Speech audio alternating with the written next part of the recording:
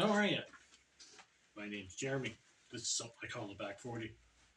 I'm going to mess around with some old cars and you guys can watch me screw up. This is the little single Skylark here.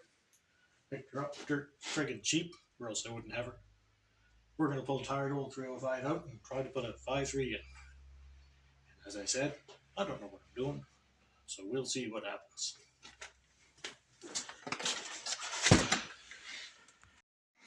So we picked this old girl up dirt cheap, or else we wouldn't have her. As I said earlier, it's got a 305 in it, 78 Buick Skylark on the X body platform, same as a Nova, Apollo, Omega, Ventura. Got her dirt cheap again. I've had several of these old cars, know them pretty well, which still ain't a lot. The old 305 it's in, it's pretty well ready to come out.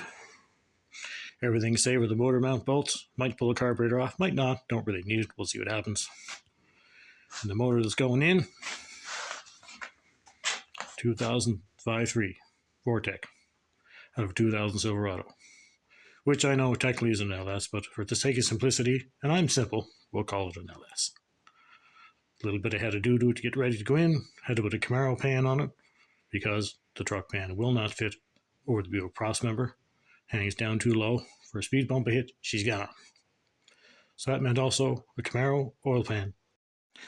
So that meant I also had to put a Camaro oil pump pickup tube in it, as well as the plate adapters on the engine for the motor mount to use those small block Chevy clamshells. I don't know if you can see the plates in there. So we should be able to use the clamshells that are still down there on the Buick 305. I don't know if you can see them. They're supposed to bolt right onto those plates on the LS motor, make the swap easy. Supposedly, this is one of the easier swaps to do. We will find out. So I'm a little bit new to making these videos and stuff like that. This is something I normally do, but I figured to give it a try. However, forgot to mention some things earlier. Don't know how many people have done stuff like this before. Anyway, had to take the rad out, manifolds off. The drive shaft is out of the car. The transmission mount bolt is let go as well. Probably going to have to take the mount off. I'm not sure. Going to try and pull the whole thing out, motor and transmission in one unit, put them on the floor and separate them. And then we got to mate the turbo 350 transmission to the LS motor.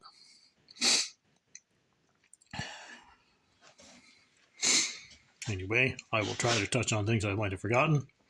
Again, I'm new to all this, so just bear with me. Alright, so I don't know how well anybody can see, but the transmission bolt coming down to the cross member. Here, it's let go. I took it, not off it earlier. Not quite enough room in the transmission tunnel to lift the transmission over clear the cross member. So we're going to take that out. There's some bolts here, bolts on the other side.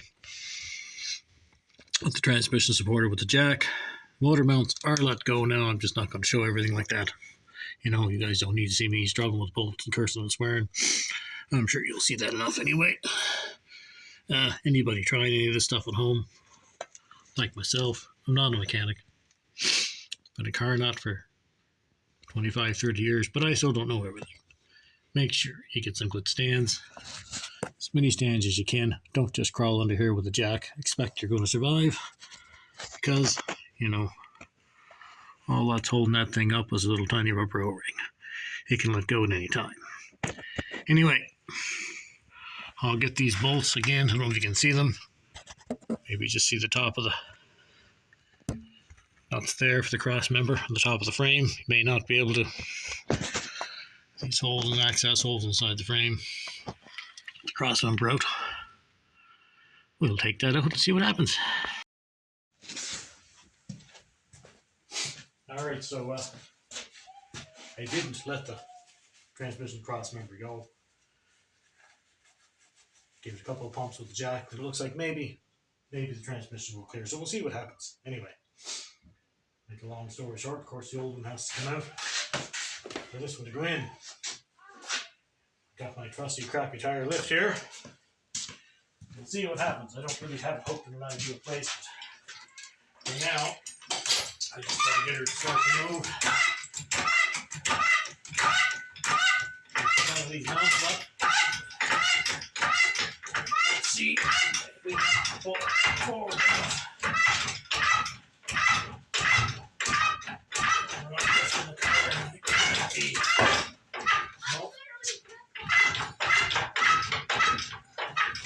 Three for sure. Give her a touch. Might not be able to. Here again. Might be. Check the jack and see.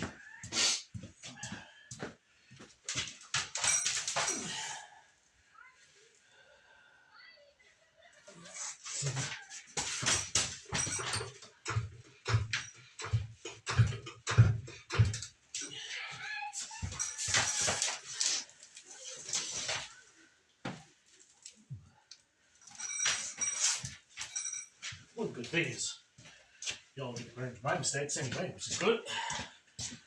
No, can't grab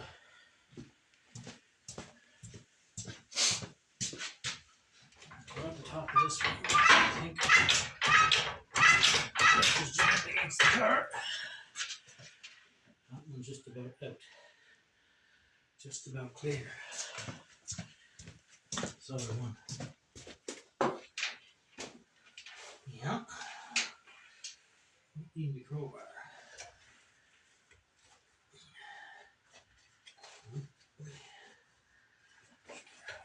Trying against the firewall. Car's starting to lift off the stand, so we may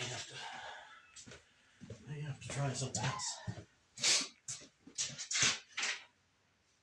That one is.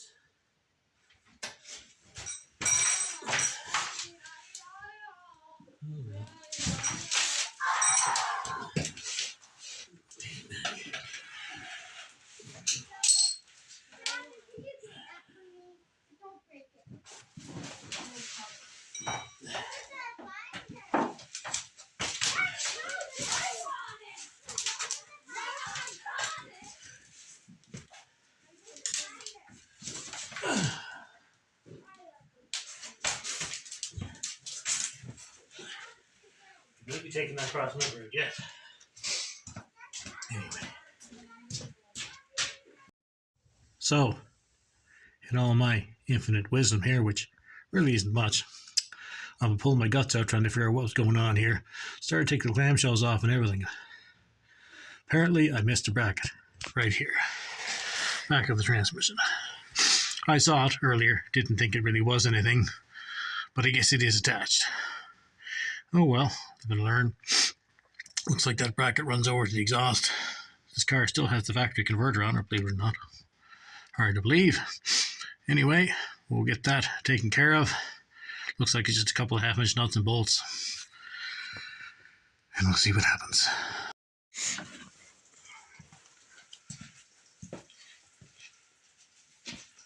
Alright, so progress is being made. I got the bracket let go. Turns out part of it was just I didn't have it jacked up enough to create a cross number. Oh well. Little things like that. Stuff happens. Anyway, she's lifted. We're almost out of the hole. The old in with the new. With any luck, I'll be here in a few minutes. My wire tied up the black fellow, I'll need him at some point.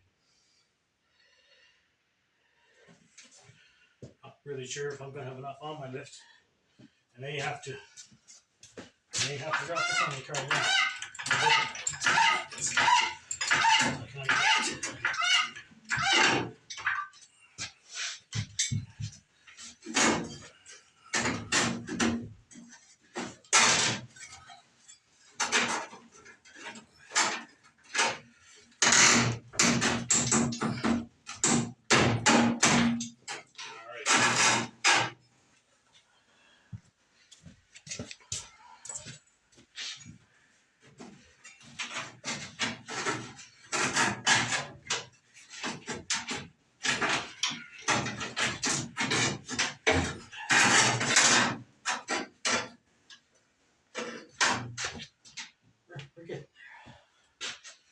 Sure, we got enough swing on this lift.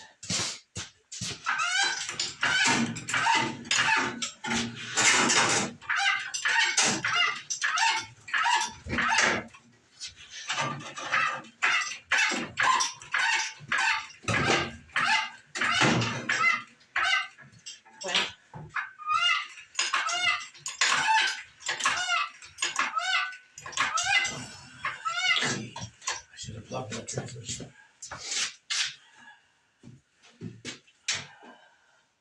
She's a mess.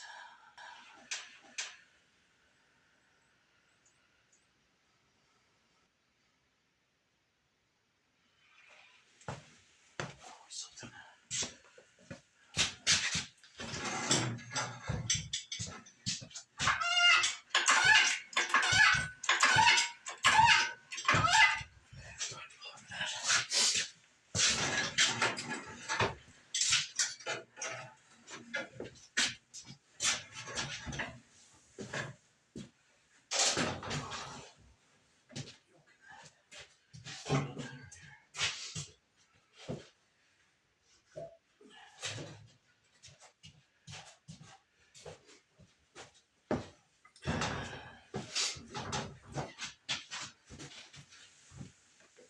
Old yokes are good for plugging transmissions.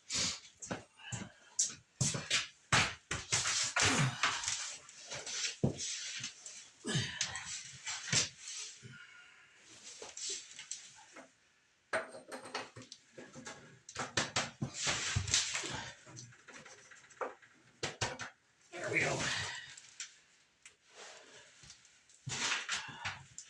Get them under there.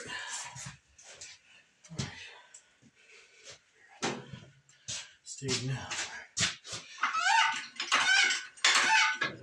Hopefully it won't be on there.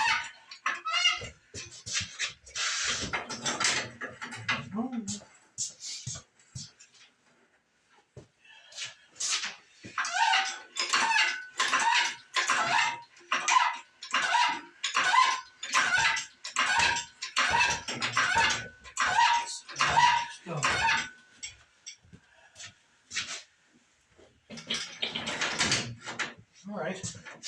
Almost done.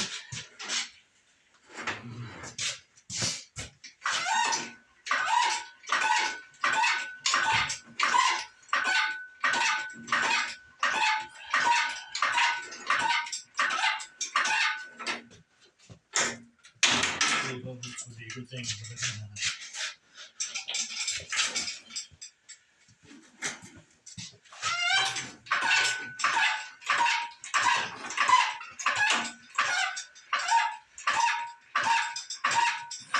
I think we're going to make it.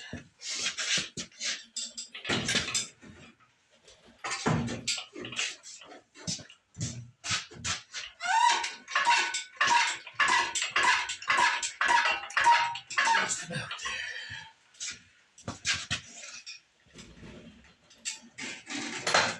All right. So the motor is on the floor out of the car. I had to answer the door there before I finished taking it out, but it came out not too bad. Just had to swing the tail shaft over the red sport, which I expected. Now I'm thinking about it, I probably should have taken my grill out because 78 Skylark, where are you going to find one of those in PEI? But anyway, here she is. And as you can see, to the left of the car is the 5.3. So now we have to separate the motor and transmission. And I'm going to have to take some measurements off the flywheel. Maybe I'll take the flywheel right off, because as most of you have probably seen on these channels before, on other people's channels, there is a special little adapter ring so I can make the 5.3 to the old turbo 350 transmission. And I also have to drill out my flywheel bolts. The pattern is a little bit different between the old small block pattern and the 5.3 pattern. Anyway, that will be next. So it is out with minimal damage. Didn't break too much. And I usually do. But anyway, this time I got lucky. Take the camera over as best I can. My photography is pretty poor. I apologize. See, there's room in there for the old 5.3. We're going to clean it and paint it eventually, not right away, as I'm going to do probably test fit after test fit after test fit. But, and of course, I made a mess, as you can see. Well, that happens. Got lots of rags, we'll be fine.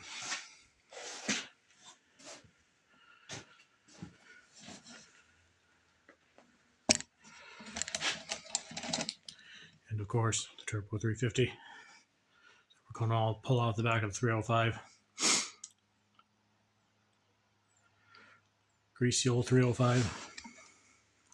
Original engine of the car, it done well. I mean, car's a 78, 46, 47 years old. Can't do math right now, but anyway. I'll pull that other clamshell off down there. I have the one off already. Thinking that was the problem. I removed it, but no, it's fine. So we're not going to get rid of that motor. We'll save it for something else. Maybe for the old 32. You can see the back corner of the shop there. 32 Pontiac. Anyway, that's her for now.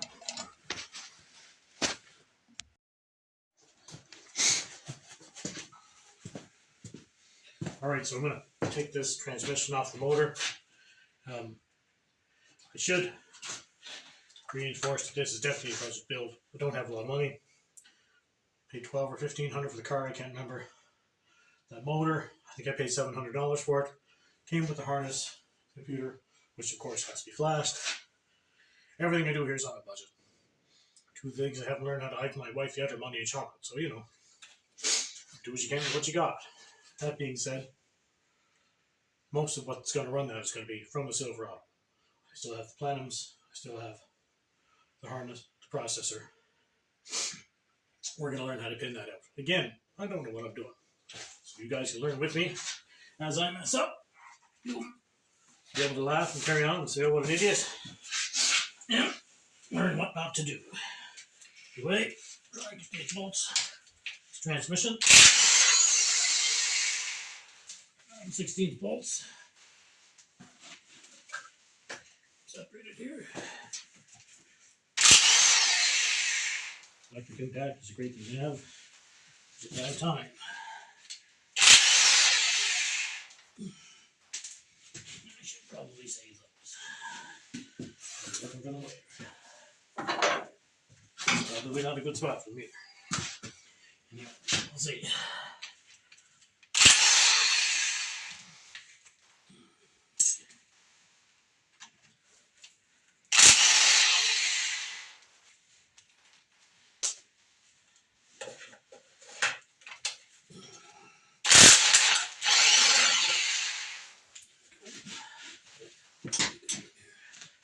Separated.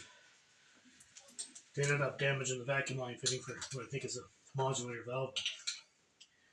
Figure that out later. JB weld if I have to, or get a new one. Not really sure. Should be able to separate that from the engine.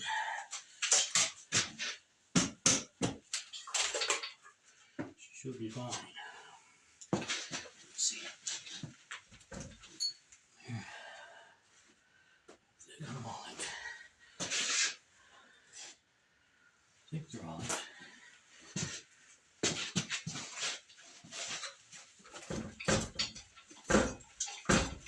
There we go. Careful. Not the torque converter in place, but I can help it. I think we got it free. There we go.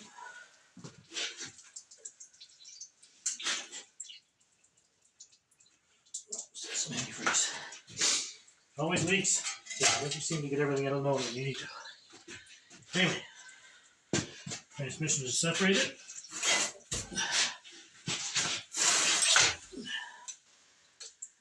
I'm going to take the flywheel off. You know, I'm not going to use it, but I want to use it for a pattern to re-drill the holes for the torque converter for the 5.3. Stretch the cruiser up. It's alright. It's no dodge. It'll be fine.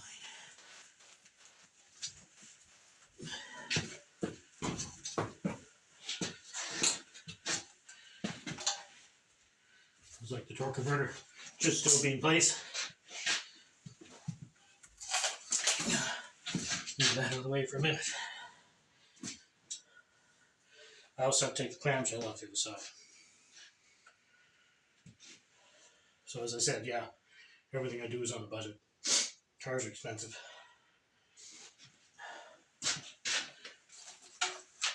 I buy a lot of donors, you know. I'm going to pay $1,000 to $1,500 for a 5.3 for all this. Well, Gigi, you buy a whole truck for $700 or $800 and you don't know. You know, that sort of thing. Again, I'm cheap. And there's nothing wrong with that. Let's see now. Put that one off there. I have to take my extension off.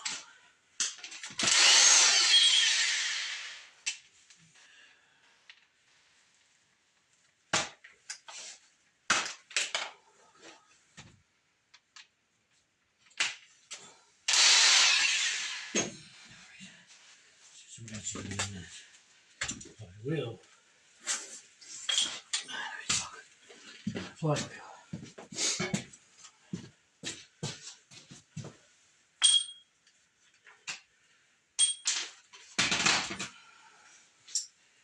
Let's see.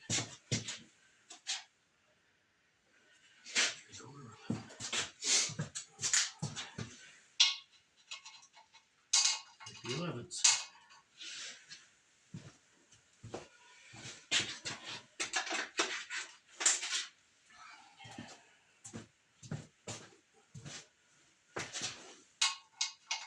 Yep. Should break this figure out.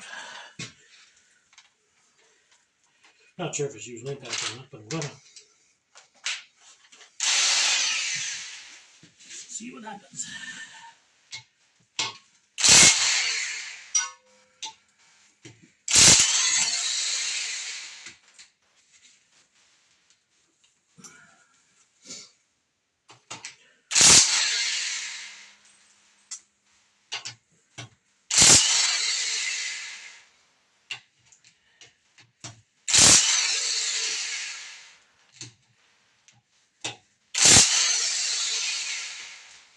All right.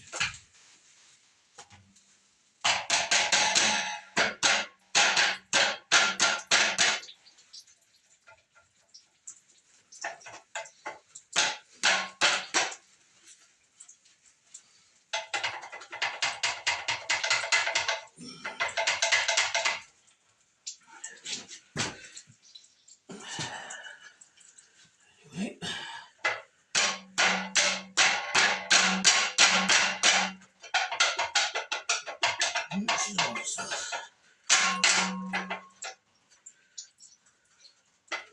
Not really sure if I should be banging on that, but anyway. All right.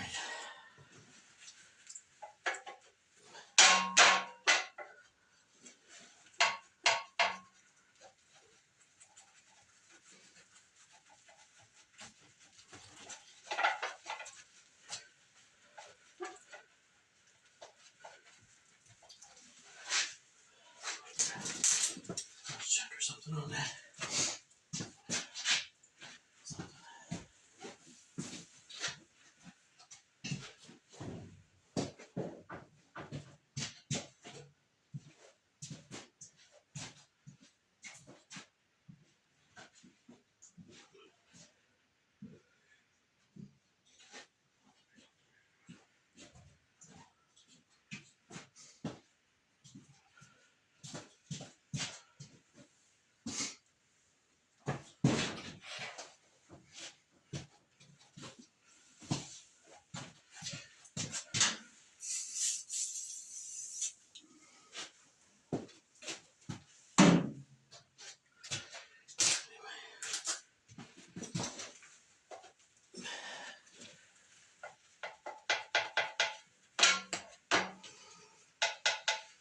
Anyway, I'll continue on that.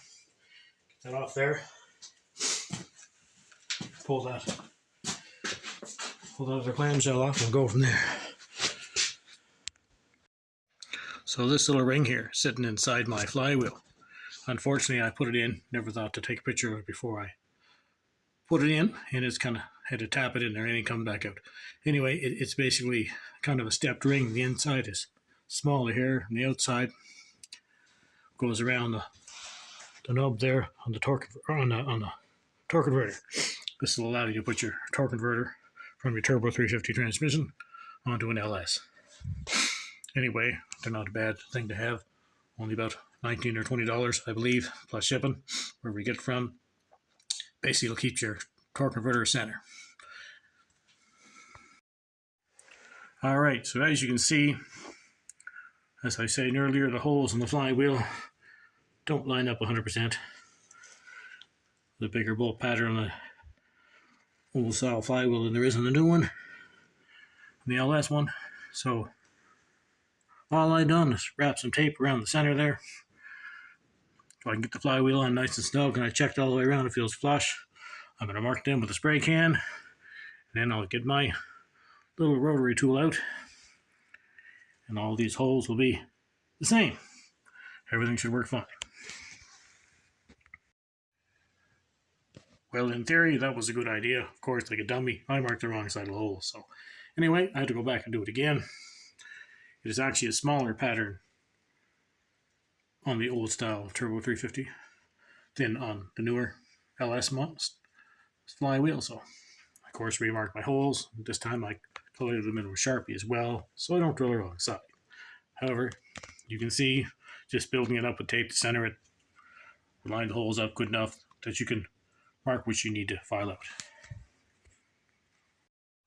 Well, that's it for tonight. I'm starting to make mistakes, as people do when they're tired, so I'll be back in the morning. We'll see if we can't get this motor and transmission together and test fit it in the car.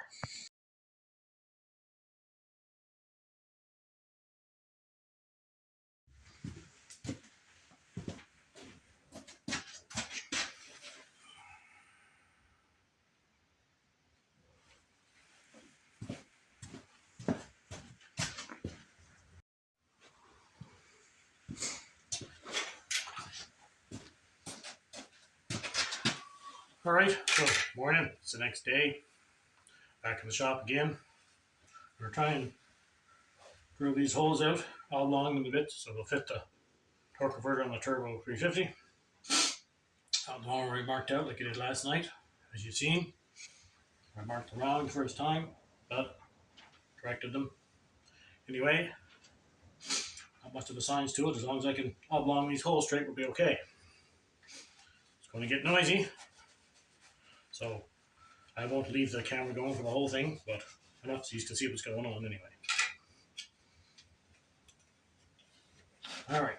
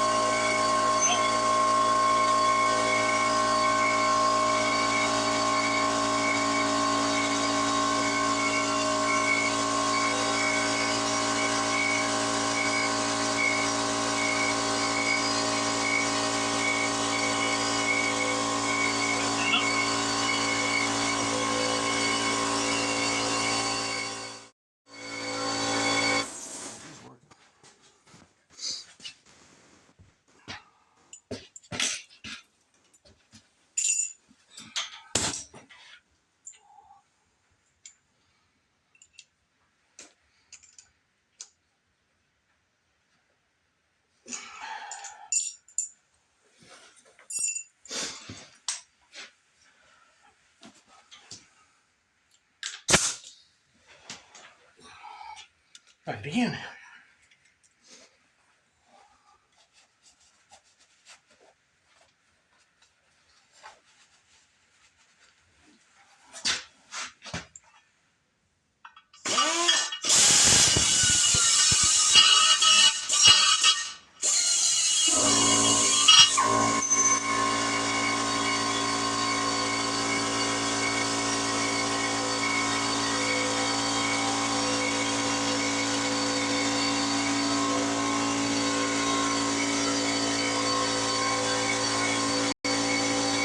as you can see, I finished boring out these holes.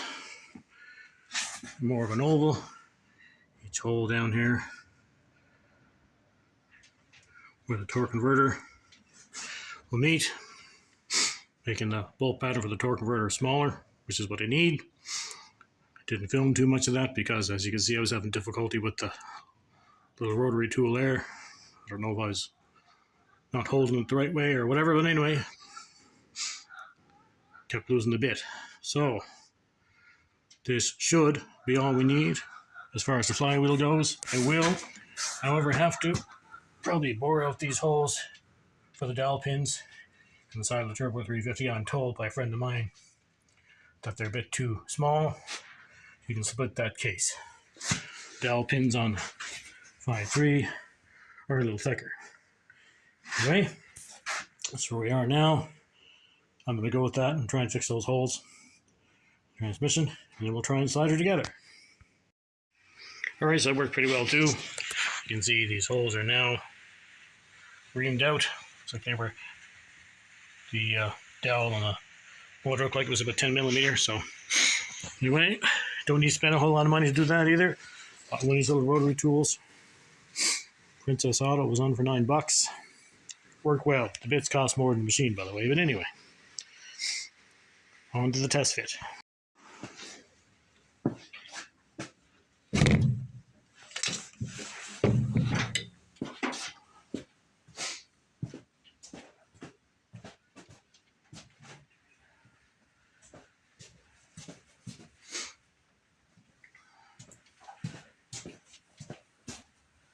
Alright, so I'm going to attempt to put these two together here. See if I can do it by myself. Transmission should be ready to bolt onto this engine. And we'll see what goes from there. Use my lift here and my jack, and maybe between the two of them, I can get her figured out.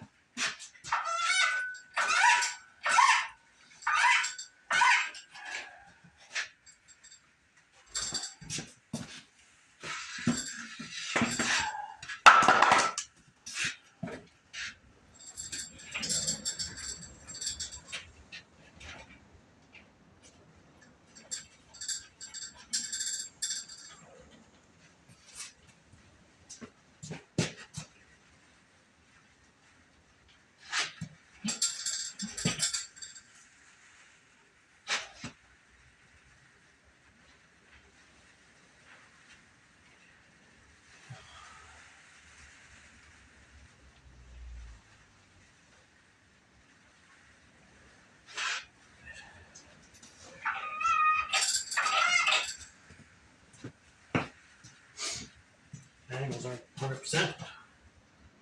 Do what we can do.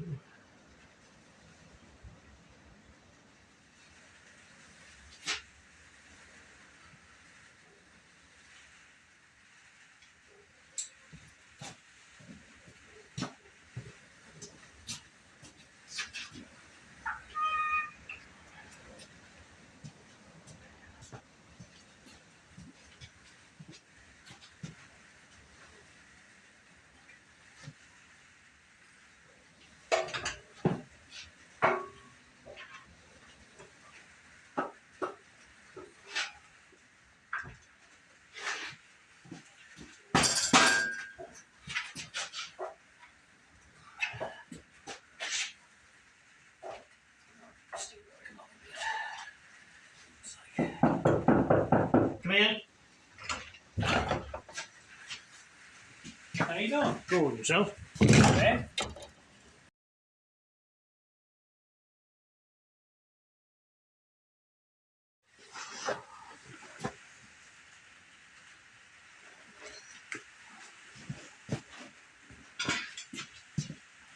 Alright, so I had some interruptions here, but we're going to try this again. Getting this lined up is going to be a little bit fun. See what we can do here.